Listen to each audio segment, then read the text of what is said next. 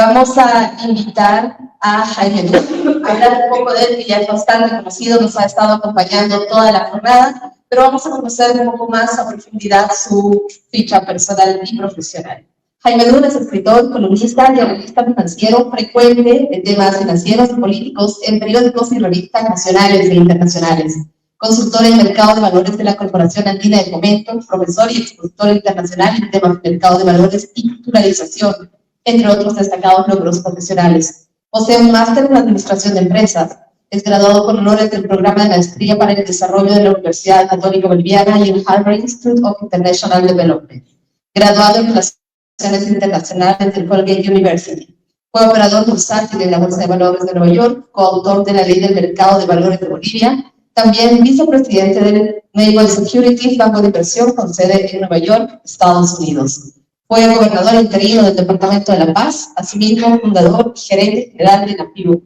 Ha sido asesor del gobierno de Egipto, profesor de titularización de la Academia del Fideicomiso del Congreso Latinoamericano de Fideicomisos de la Federación Latinoamericana de Bancos. Fue consultor del Departamento de Estado de Estados Unidos, asesor presidencial para la reforma del mercado de valores de República Dominicana.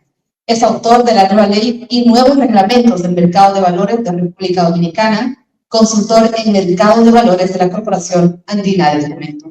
Profesor y expositor internacional en temas de mercado de valores y titularización. Jaime, bienvenido y muchas gracias por acompañarnos.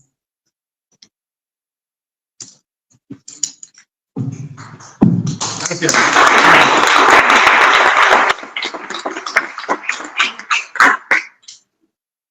Deberían aplaudir después que hable. Gracias.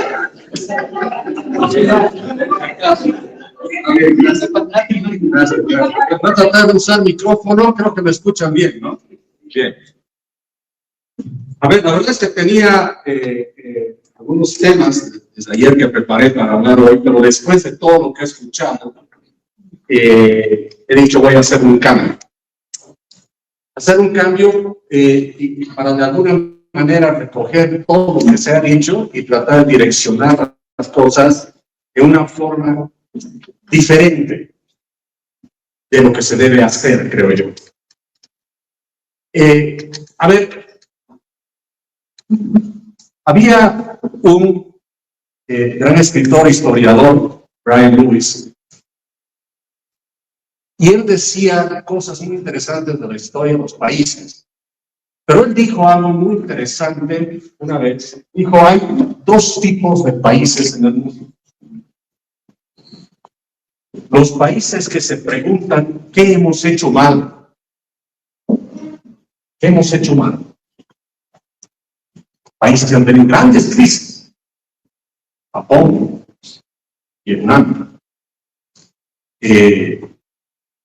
Y a eso se adicionan después Singapur, Irlanda, que han tenido ya sea crisis bélicas o crisis económicas.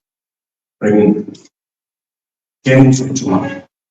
Y el resto de los países siempre se preguntan, ¿quién nos ha hecho esto? Y creo que Bolivia encabeza esa lista. El país de las víctimas. El país que busca siempre culpables de algo.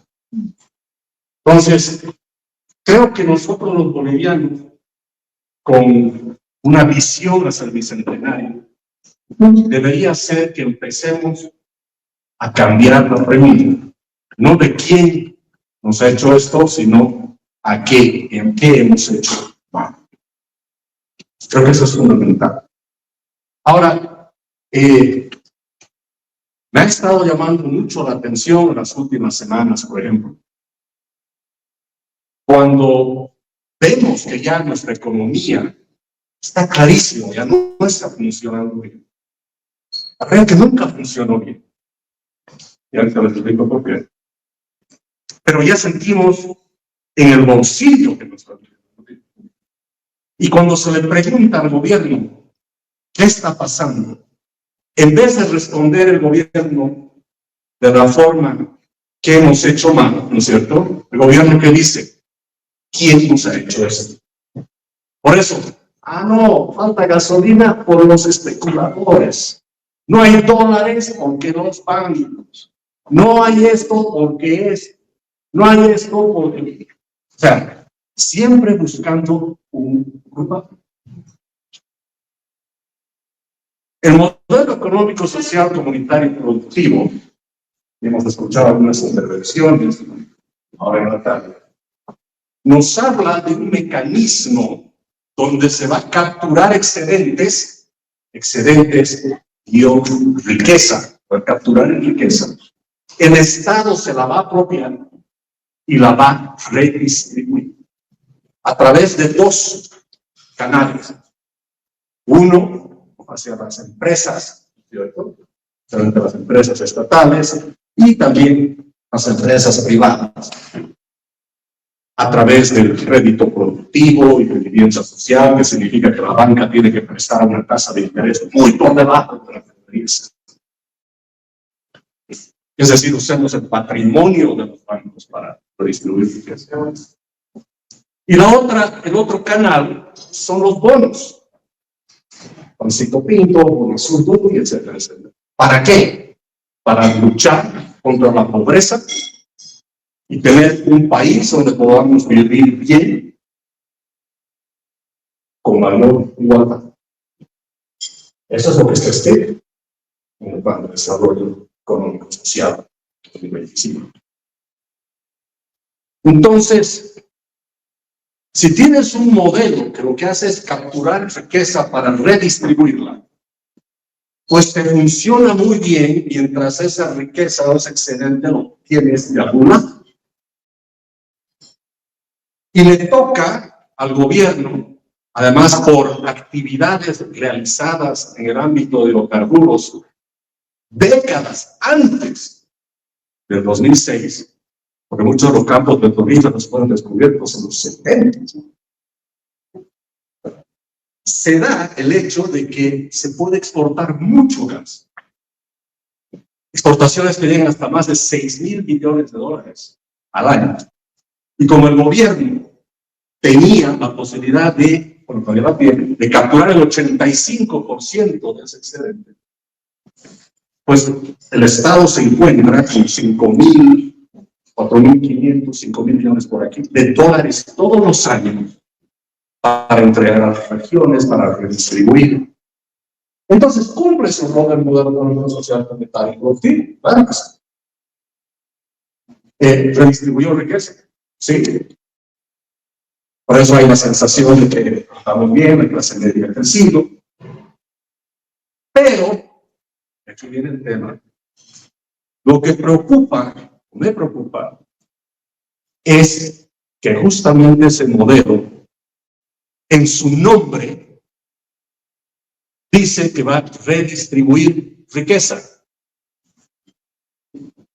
Si tú redistribuyes riqueza, esa rueda de redistribución, algún rato se va a parar.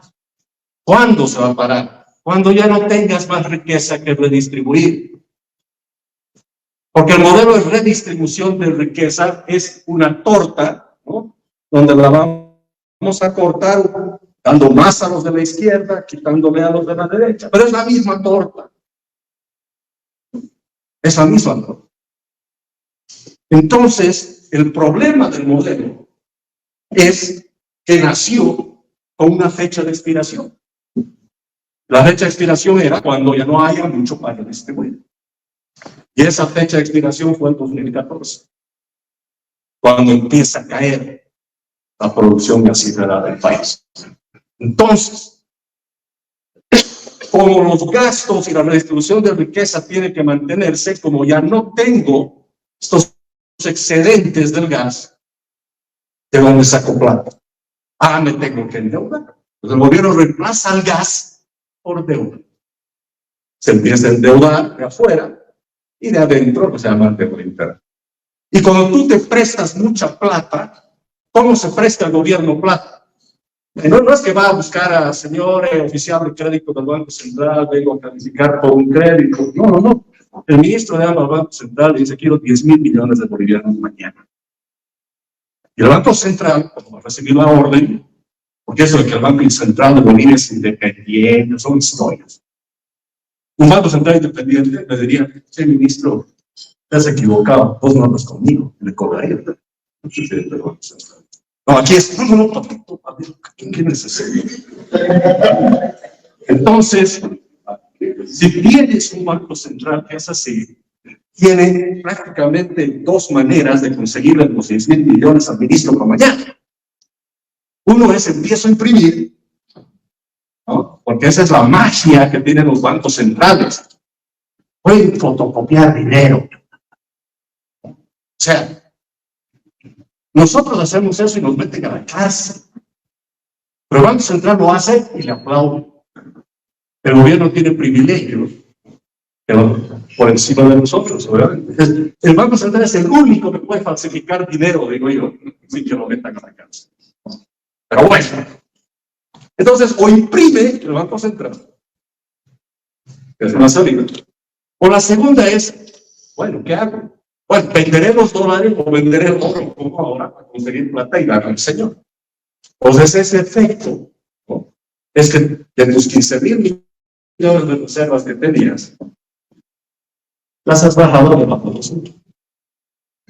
Y como tú necesitas, como es el Estado el que hace todo en la economía, básicamente, o sea, cuando el Estado tiene un presupuesto de gasto de más del 80% del Producto Interno Bruto de Bolivia, el Estado es el que maneja la economía. Entonces, él tiene que ser el responsable si va bien o si va mal. Pues si estamos mal es por su culpa. Ellos manejan el 85% de la economía. Pues, ¿cómo pueden decir, no, estamos mal? No, esa es culpa de él. No, esa es culpa de él. Entonces, eso es un concepto fundamental que tenemos que entender. Ahora, si estamos ya hacia el final del ciclo de un modelo que redistribuye riqueza, y esa riqueza ya no existe para redistribuir, por eso el gobierno empieza a rascar la olla, quitándole a otros para tener más riqueza. Entonces, una riqueza, para un modelo que redistribuye riqueza, el problema que tiene también en sí es que tiene que quitar a unos para dar a otros. Bueno, eso no es un buen modelo. O sea, imagínense que yo diga, bueno, señores, media hora vamos a hacer una cosa. Yo soy el Estado redistribuidor de riqueza. Es el modelo. He tomado la decisión que, como aquí los de la derecha vienen acá, este pie, no, pobrecito, pues que no han acusado hoy día.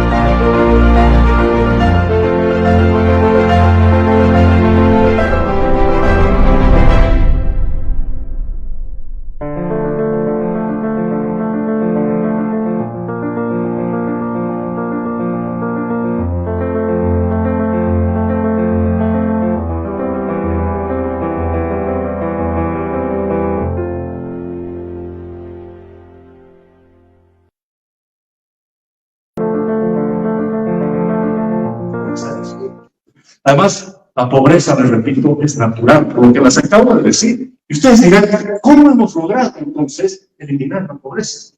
Cuando ustedes ven, imagínense una gráfica del Producto Interno Bruto per cápita del mundo. Hay estudios muy interesantes, el proyecto Madison se llama, que han medido el Producto Interno Bruto per cápita de la humanidad desde el año 0.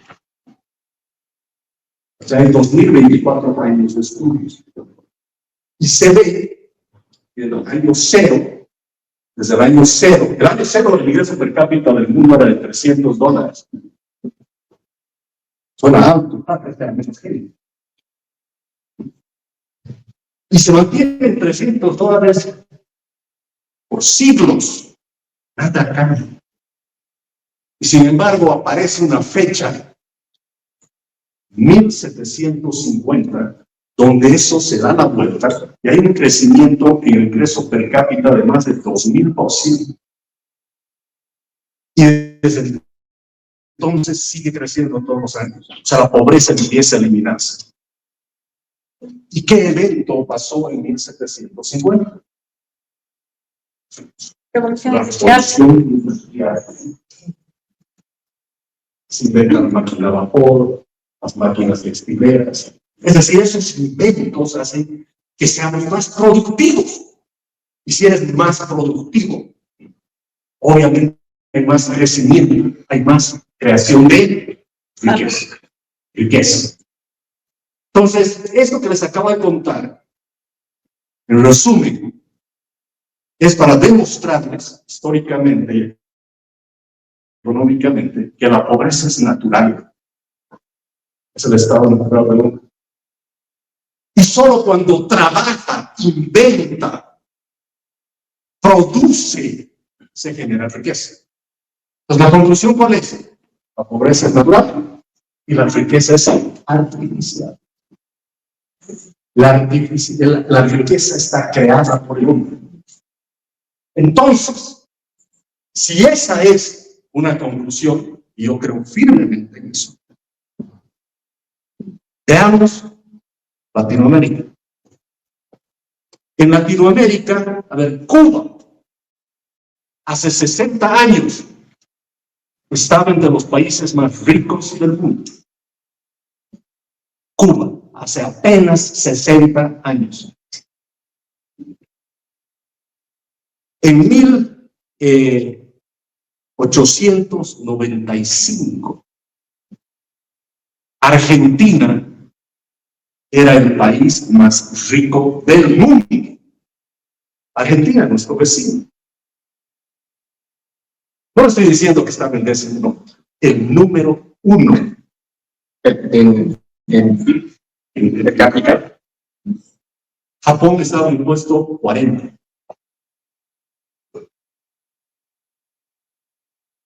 Lo mismo con otros países, ¿no? Uruguay en su momento. Y los más pobres, obviamente Bolivia, Chile y Perú. Entonces, yo simplemente quiero hacer la pregunta siguiente.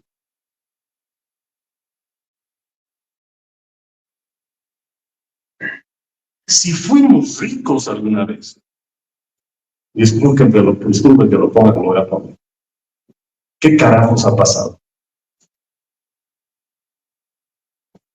¿Qué carajos ha pasado? ¿Qué ha sucedido? O sea, y cuando nos vienen los políticos a decir, vamos a luchar contra la pobreza. ¿Pero qué quieres luchar contra algo que es natural? Eso me suena a mí como que alguien viene y me diga, vamos a luchar contra los rayos. Voy a eliminar los rayos, voy a eliminar la pobreza. No, hasta los rayos, si quieres. No puedes deshacerte de los rayos, siempre van a estar ahí, no que la pobreza siempre va a estar ahí. Podrás construir un paraíso. Otra vez, tienes que hacer algo artificial para luchar contra algo que es natural. La pobreza, repito, es el estado natural. ¿No? Todos nacemos pobres. Ustedes dirán, no, pues, pero este niño pues, tiene padres millonarios. No, olvídense los padres. El niño solo, nace pobre, indigente. No tiene ni ropa. Pobre total de absoluto. Y si se queda en una camita sentado, y lo alimentamos, crece, los padres se mueren, que son la fuente que lo alimenta, el niño se muere.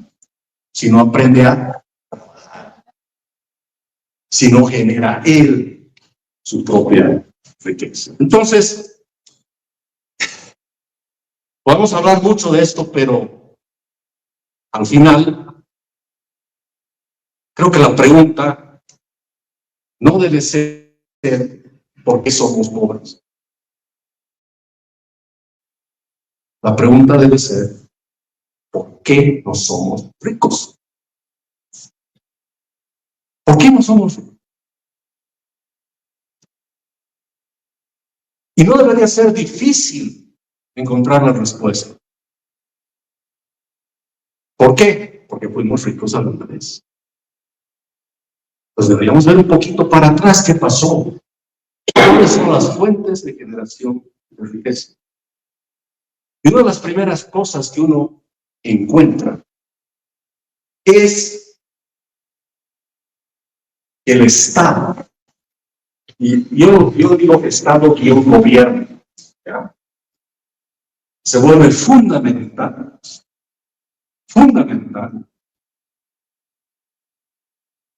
para la creación de riqueza. Pero no fundamental porque él va a ayudar a crear, sino se vuelve fundamental si deja que se cree la riqueza. Generalmente el Estado se vuelve el obstáculo de la creación de riqueza. ¿Por qué? Porque él se da el rol de él hacerlo. Pero, a ver, ¿qué es el Estado-gobierno? Es una entidad burocrática que no produce nada. Ya basta que algo no produce nada, no genera riqueza. Pues el Estado no genera riqueza. Bueno, el Estado boliviano sí produce con sus empresas públicas. No, señor, no genera riqueza. Con empresas que no sirven. Más bien trata el gobierno de generar riqueza. No puede. Entonces, si este es el Estado y nosotros le damos plata al Estado y el Estado hace cosas con eso, en realidad los que están pagando por las cosas que se hacen no es el Estado, no es el gobierno, somos nosotros. Es nuestra plata. Y así tenemos que pensar. Cuando pensamos que en tratar de ser exitosos con el litio en Bolivia, el gobierno ha gastado $1.000 millones y solo hemos exportado $7 millones. Una inversión de $1.000 millones. Eso no solo demuestra lo tonto y estúpido y inútil que es el gobierno tratando de hacer empresa, sino que como bolivianos nos tiene que dar rabia, porque esos $1.000 millones ¿de dónde han salido? De nosotros, nuestra plata. Ahora, yo solo les quiero poner el siguiente pensamiento. ¿Qué tal si esos $1.000 millones, en vez de haber sido al Estado, se hubieran quedado en los bolsillos de cada uno de nosotros? Nosotros hubiéramos hecho cosas mejores que el Estado. Porque nosotros sabemos qué podemos hacer y qué debemos hacer. Imagínense esos $1.000 millones en la industria del turismo, ¿de qué vamos a hablar? Y ese es el otro tema fundamental. El Estado y un gobierno no sabe lo que hay que hacer. Seamos claros, no saben lo que hay que hacer. Los que saben que hay que hacer son nosotros. ¿Cuántos empresarios aquí hay? Emprendedores. ¿Qué industrias? Hotelera. Ok. ¿Quién sabe más de la hotelería? ¿Los hoteleros? ¿O un ministro que está sentado en un escritorio diciendo qué hay que hacer en la hotelería en Bolivia? Presupuesto. Y el gobierno saca leyes y normas diciendo qué hay que hacer y qué no hay que hacer, sin ni siquiera preguntar a los que saben. Por eso es súper extraño lo que está pasando en Bolivia en las últimas semanas. Se le ha ocurrido al gobierno, preguntarle a los empresarios, che, a ver, contame un poquito cómo exportas. Bueno, estamos yendo en una buena dirección. Por eso tenemos que tener un Estado y un gobierno que no nos diga qué hacer, que nos pregunte qué hay que hacer. Les voy a contar algunas anécdotas. A ver. Me ha tocado a mí hacer una especie de simulación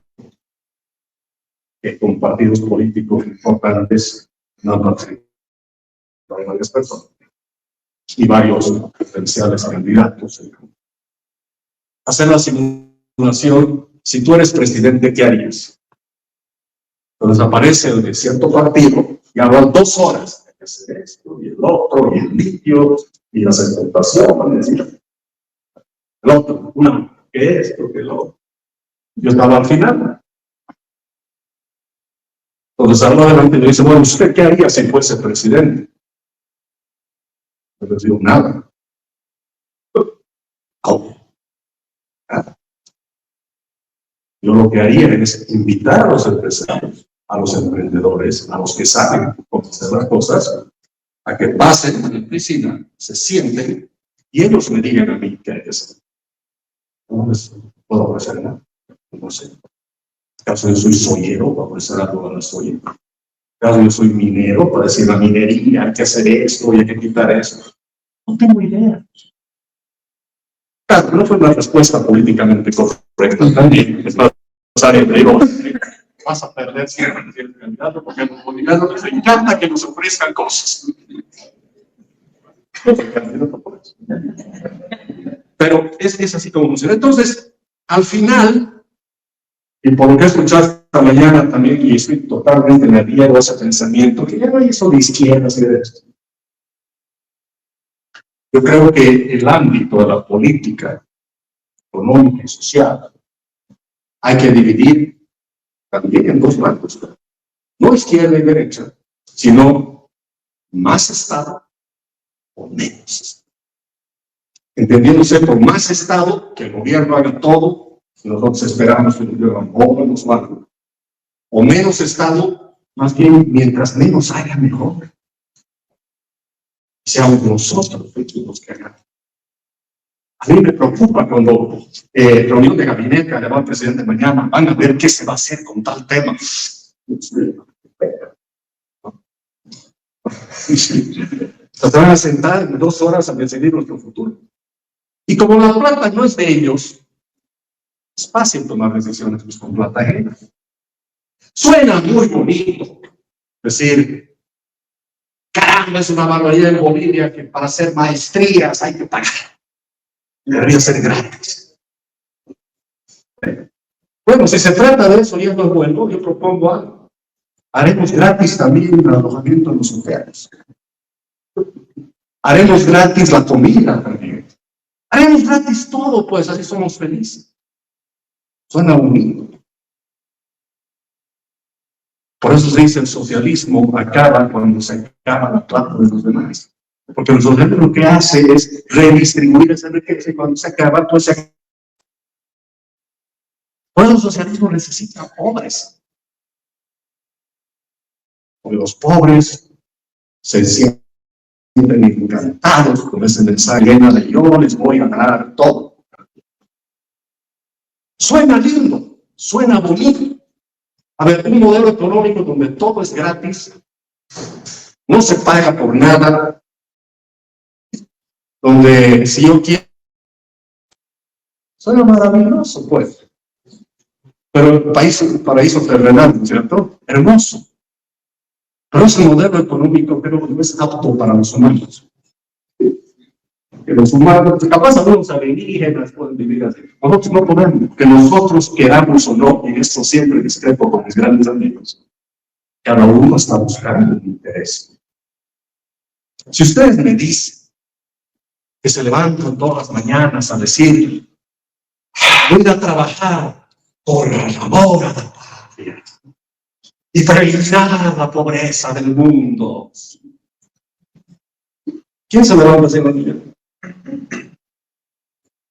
Bueno, por lo que digo, ese sistema no es apto para humanos, pero los humanos no somos así. Pero la gran maravilla de todo eso es que yo buscando mi propio interés, él su propio interés hotelero, y él su interés, sin que coordinemos, hacemos que funcionen las cosas. El hotelero está satisfaciendo una necesidad de otros que necesitan alojamiento. Y él necesita vender pan aquí en el desayuno. Y aparece un panadero allá que está satisfaciendo la necesidad de tener pan en el hotel. Entonces, al final, si nos damos cuenta, todos estamos, a pesar de actuar individualmente, estamos ayudando a otros. Por eso, el emprendedor, el industrial, el trabajador, el empresario, es un gran beneficiador social. Si alguien va a entrar al paraíso con las puertas abiertas de un lado para el otro y nadie le va a preguntar nada, es el emprendedor, el empresario. Porque él, buscando su interés, está ayudando al resto. Y ahora, un tema que quiero poner énfasis es esto de Estado grande o Estado más pequeño. Y hacia el bicentenario, creo que esa es la pregunta que nos tenemos que hacer. ¿Queremos un Estado que lo haga todo? ¿O queremos un Estado que nos deje hacerlo?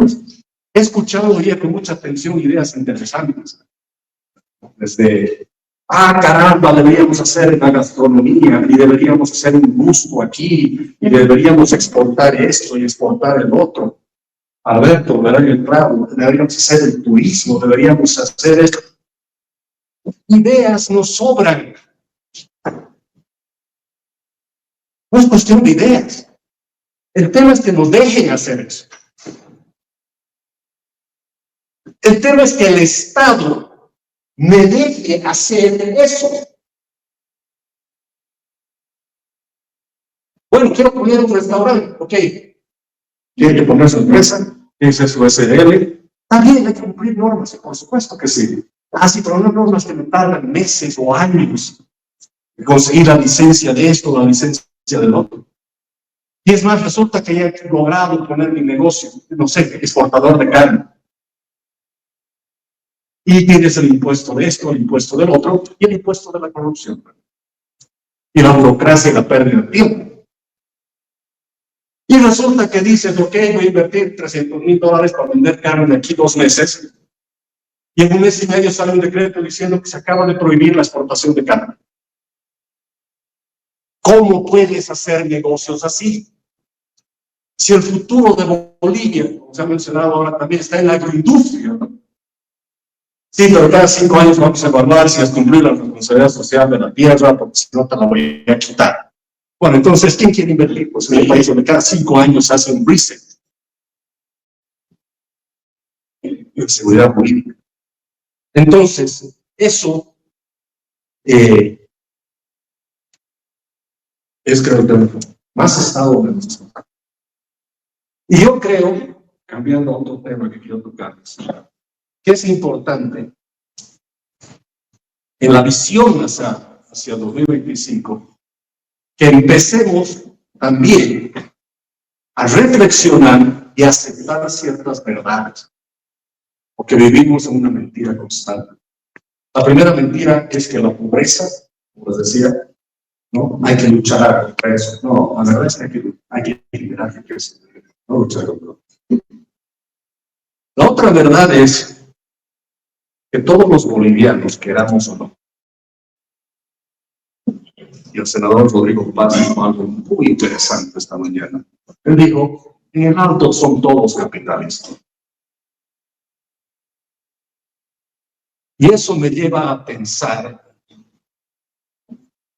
que si pensamos como bolivianos,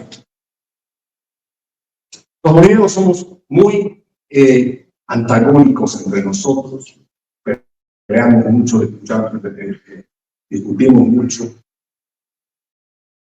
pero hay por lo menos dos cosas que nos unen. Dos cosas que nos unen.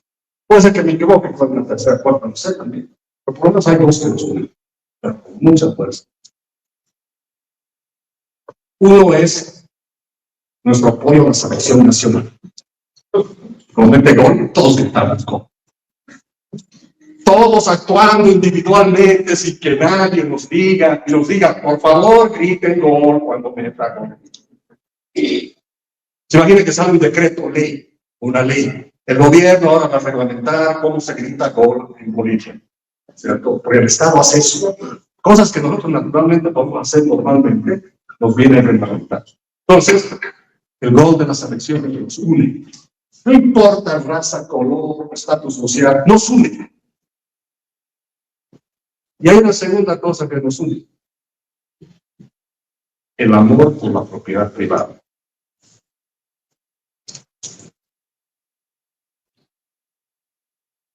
Cuando se tenía que aprobar la ley 1386, la ley contra la legitimación de las ganancias ilícitas, y se acuerdan, eso fue a finales del 2021, donde se dijo,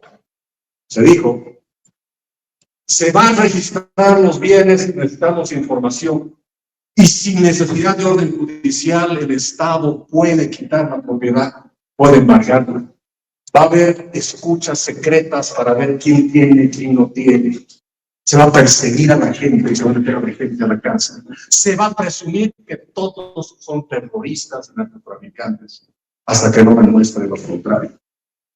Pero estaban afectando directamente a dos cosas: nuestra libertad y nuestra propiedad privada.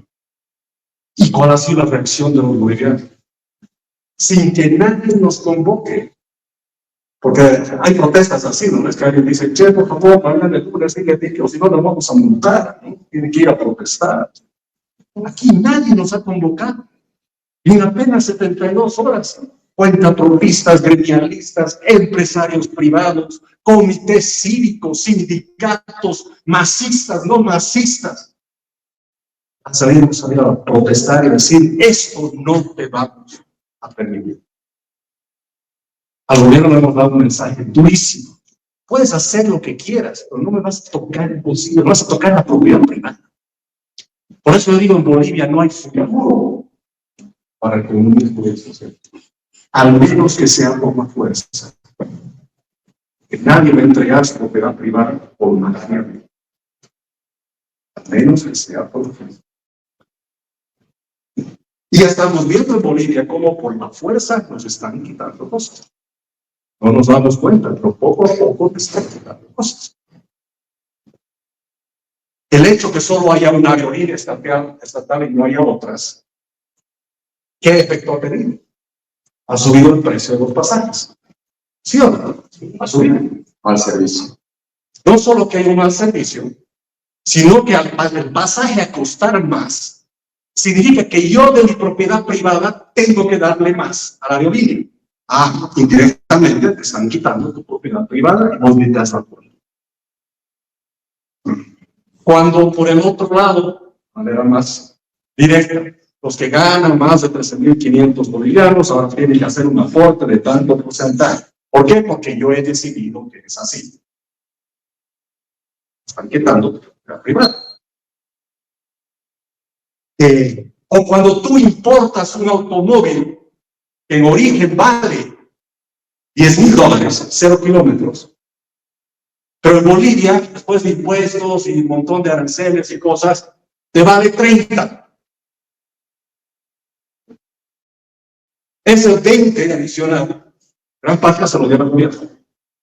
Entonces el gobierno te ha quitado $20,000 de tu propiedad privada y vos ni te has dado cuenta. ¿Vos te has dado cuenta? Ya había escrito una columna, ¿a qué eres menos libre y no te has dado cuenta? Con pequeñas cositas. empiezas a perder no solo tu libertad, sino tu propiedad privada. Y en este ámbito, la propiedad privada y la protección de la propiedad privada, eso también le tiene que llevar a reflexionar sobre dos temas de la realidad boliviana. Y se han tocado algunos de estos temas hasta la gente. Como es la informalidad. La informalidad definitivamente es algo que podemos tomar dos lados para ver, igual que esto de la pobreza. Vamos a decir, informales de porquería, hay que meterlos toditos a la cárcel. A 85%. O la otra es que nos preguntemos por qué hay informalidad. La informalidad tiene causas. Y dentro de la informalidad hay la informalidad legal y la informalidad ilegal. El narcotráfico es la informalidad ilegal. El contrabando es informalidad ilegal. Pero cuando pensamos en la informalidad, piense que no solamente es un refugio, ¿no es cierto?, de quienes no tienen oportunidades en el mercado formal, sino también en el caso de Bolivia, es una válvula de escape al Estado. El que es formal tiene que pagar tanto en impuestos, tiene que cumplir tantos requisitos, tiene que estar sujeto a tanta burocracia, que es mejor ser informal. O sea, la informalidad es producto del Estado pesado tranca. Si Elon Musk hubiera nacido en Bolivia, estaría todavía buscando la autorización para Tesla. Pero por supuesto, si los hermanos Wright, que han inventado la industria aeronáutica, si hubieran sido dos bolivianos, no hubiera habido industria aeronáutica en la humanidad. Porque se han estrellado 17 veces, no, 117 veces creo, antes de despegar. Primero, a la primera que se estrelle, los vecinos y la familia, si fueran bolivianos, a veces eres un estúpido, te he dicho que no va a funcionar, déjate de hacer macanas. Falló una vez, no se hace más.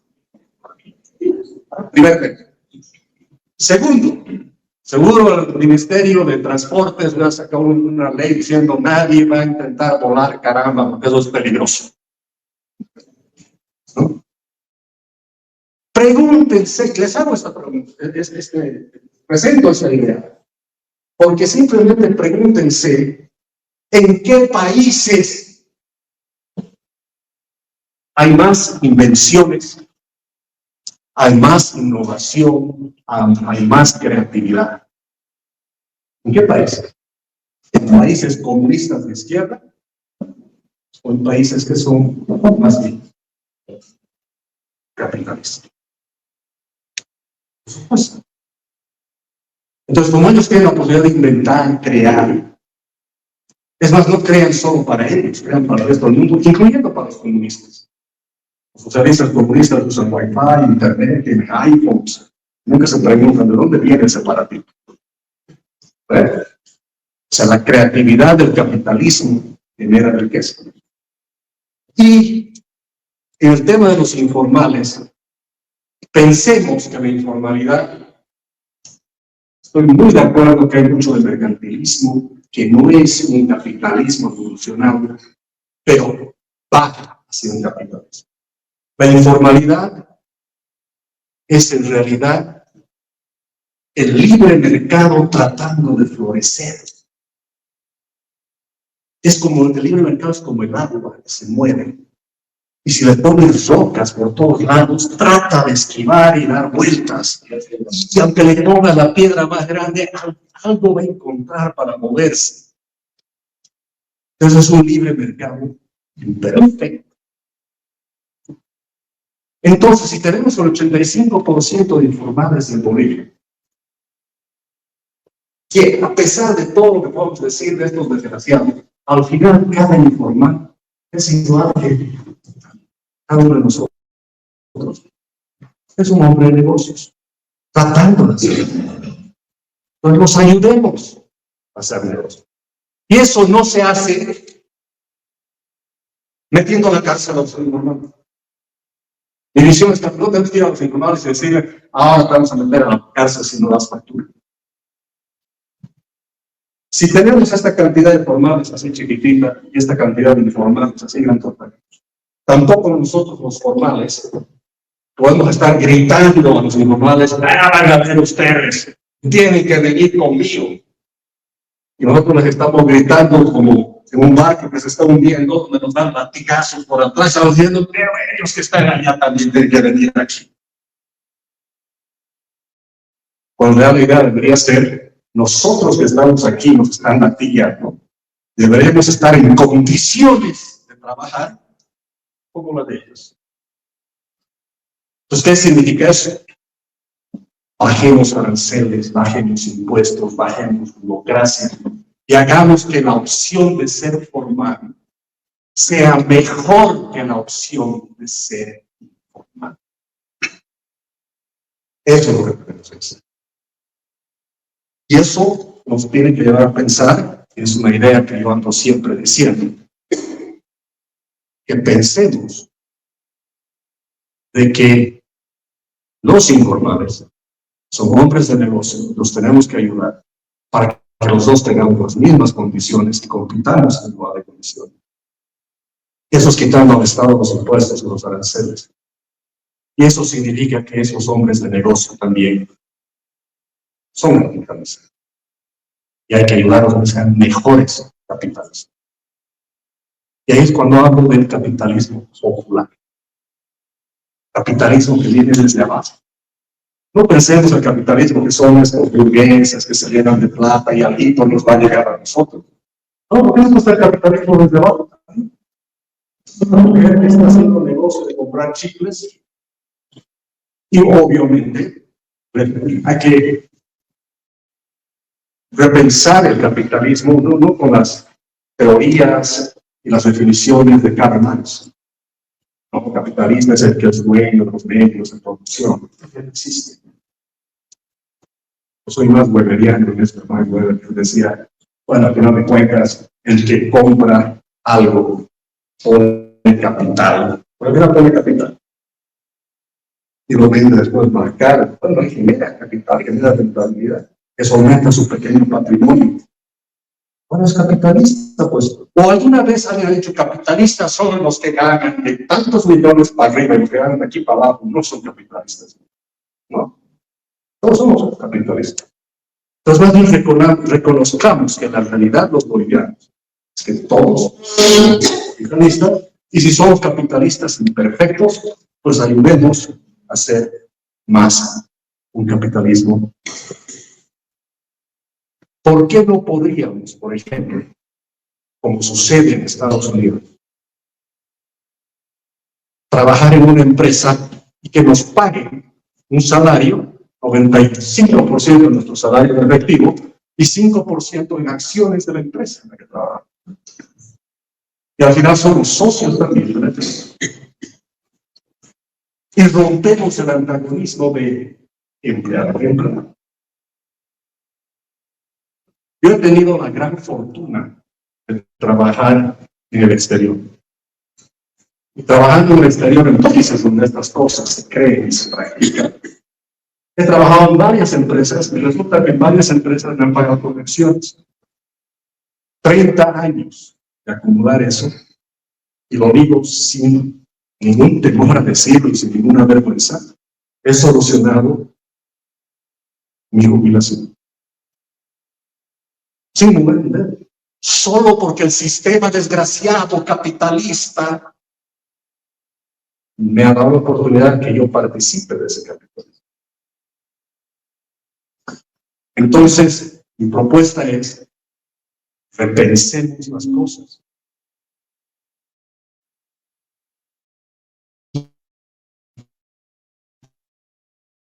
tengamos un país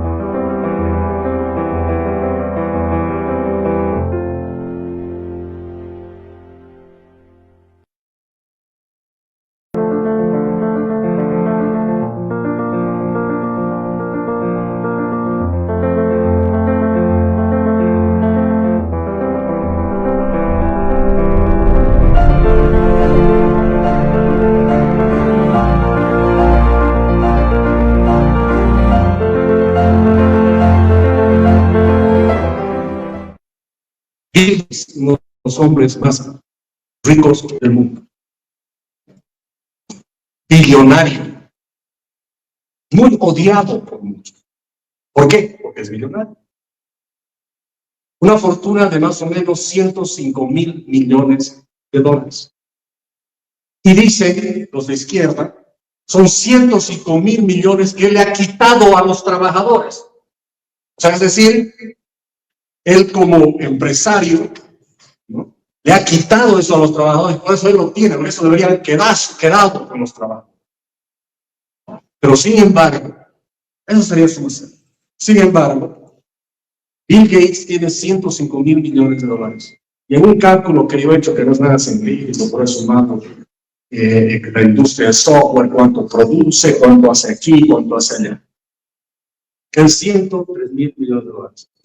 Pero la industria de software, desde el año 82 que él estuvo en esa industria, lo ha inventado básicamente, se ha creado en la humanidad cerca de 65 trillones de dólares. Si sacan porcentualmente los 105,000 millones de su fortuna sobre los 65 trillones de dólares, es el 0.02%. O sea, Bill Gates es dueño de apenas una mínima fracción de la riqueza que él ha ayudado a producir. La suma no es cero. Y más bien lo digo, caramba, apenas 0.02%. ¡Qué injusto para Bill Gates! Si hubiera sido corredor de Freemax, se hubiera cobrado 4%. Gracias, Jaime. Por el resultado. Buenas noches, soy Roxana Obando, empresaria y consultora de empresas.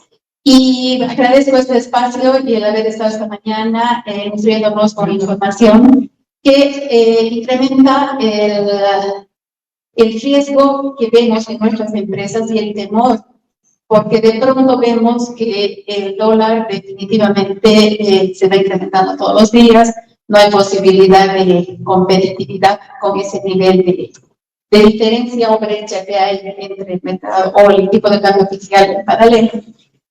Coincido en que el libre mercado podría regular mejor competitividad para la empresa privada, pero lo que me preocupa es que es el ritmo que estamos viendo ahora.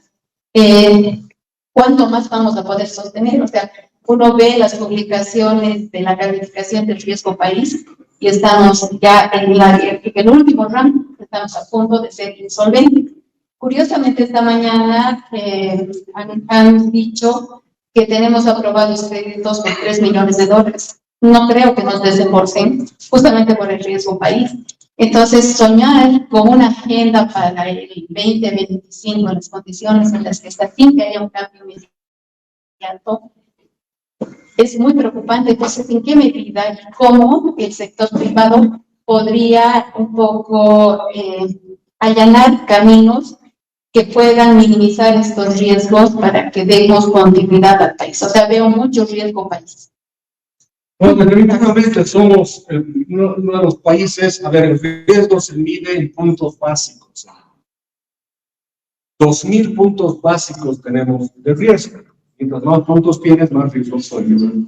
Bueno, resulta que nosotros con nuestros fabulosos 2.000 puntos básicos de riesgo, somos el país más riesgoso de Latinoamérica y el Caribe. Somos más riesgosos que Argentina, somos más riesgosos que Ecuador. No cuenta Venezuela, porque Venezuela se ha salido de la gráfica del riesgo y ya no se la toma en cuenta porque es una cosa abominable que ya estadísticamente ya ni siquiera se puede tomar en cuenta. Entonces nos pone en realidad a nosotros ahora en el primer lugar. Por supuesto, la clave, ¿no es cierto?, de los negocios viene atado a la relación riesgo y rendimiento. Si como empresario vas a hacer un emprendimiento muy riesgoso, lo vas a hacer siempre y cuando tengas una rentabilidad que lo justifique, ¿no es cierto? Bien. Pensemos en nuestros negocios hoy en día en Bolivia. Rentabilidades del 6%, del 5%, bueno, algunos capaz 30%, hay de todo. Pero los 2.000 puntos básicos de riesgo nos dicen que matemáticamente para hacer negocios en Bolivia, los puntos básicos se dividen entre 100. Entonces, si a los 2.000 dividimos entre 100 nos da 20. ¿Qué significa eso? Que la rentabilidad mínima que deberíamos tener en Bolivia como empresarios es 20% al año. Ahora, pregúntense cuánto es la rentabilidad de cada uno de nosotros, o cada uno de ustedes. No sé cuáles son ustedes. Entonces se ha roto la relación riesgo-rendimiento. Y eso es lo complejo. Que a pesar de todo el esfuerzo que hacemos, no llegamos a tener la rentabilidad mínima que este nivel de riesgo nos representa. Por eso yo dentro de la idea de capitalismo popular, si lo pudieran nuclear y lo encuentran, van a ver una de las cosas que yo digo, es que todos los bolivianos deberíamos tener abiertos todos los canales para invertir en el país del mundo que nos dé la gana, no necesariamente el nuestro. Por favor. Si mi país es muy riesgoso, me voy a uno de menos riesgo. Y es más, hoy en día con la tecnología no tienes que trasladarte del país. Tú puedes invertir en Estados Unidos desde Bolivia viviendo.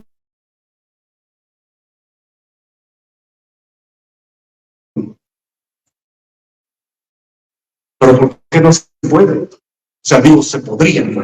¿Por qué no se puede? Cualquier mecanismo, porque los bolivianos tengamos que invertir afuera. Todo lo contrario en los países desarrollados. Si usted tiene su IRA o tiene algún fondo de pensiones, si usted se fija, capaz usted ni sabe, pero que está administrando sus pensiones, está invirtiendo en todo el mundo, no está en los Estados Unidos. Entonces la señora que está aquí en Cochabamba, pero puede ser un inversionista en Tailandia, en Singapur, en cualquier parte. Esa es otra libertad que nos quita el Estado. Nos obliga a invertir en el país con riesgos que no están bien remunerados. Ahora, con esto no tengo que decir, fuera Bolivia, no estoy diciendo eso. Obviamente queremos nuestro país y vamos a invertir en nuestro país y vamos a vivir en nuestro país, pero eso no significa que por eso no podamos invertir en otros países. Esto que está faltando el dólar, ya lo ponemos en términos económicos, señor. No es que no hay dólares. No hay dólares a 7, no hay dólares a 8, pero a 10 hay. A 10 hay todos los dólares que tienen. Es el mercado que está funcionando. Dice el mercado negro la señora. ¿Por qué es negro? Porque el gobierno ha decidido que sea negro. El mercado de dólares es igual que el mercado de zapatos o de chicles. Por eso es fundamental que los mercados funcionen bien. A los mercados, cuando se les ponen trabas, se les ponen impedimentos, se los penaliza a los mercadistas que vengan y meterlos a la cárcel, ¿no es cierto? Lo único que estás haciendo con eso es impedir la libre circulación de ese dólar y tú lo estás volviendo más caro. Porque ahora el librecambista dice, yo iba a vender a 9, pero como me pueden meter preso, voy a vender a 11 porque necesito 2 para pagarme boletos. O sea, incrementan el riesgo. Hay que liberar los mercados por eso. Y como tienes diferentes reglas, diferentes cosas, diferentes prohibiciones, no sé si ustedes sabían, pero en Bolivia no hay un mercado paralelo. Hay por lo menos 8 mercados paralelos. Hay 8. Y creo que se ha creado el gobierno hacer eso, a generar nuestro mercado de divisas a un precio diferente. Entonces, también tenemos que entender cuáles son las causas por las que no hay dólares. Pero otra vez volvemos a la pregunta que yo he hecho al principio. Hay quienes siempre están preguntándose qué hemos hecho mal. Entonces el gobierno, cuando tú le dices no hay dólares, él responde de la segunda manera. Voy a ver quién nos ha hecho eso. No hay dólares porque los banqueros. No hay dólares por los especuladores. No hay dólares por esto. Pero ojo, el exportador más grande de Bolivia es el Estado boliviano. El consumidor más grande de dólares en Bolivia, con 4.000 millones de dólares solo en combustible al año, es el gobierno boliviano.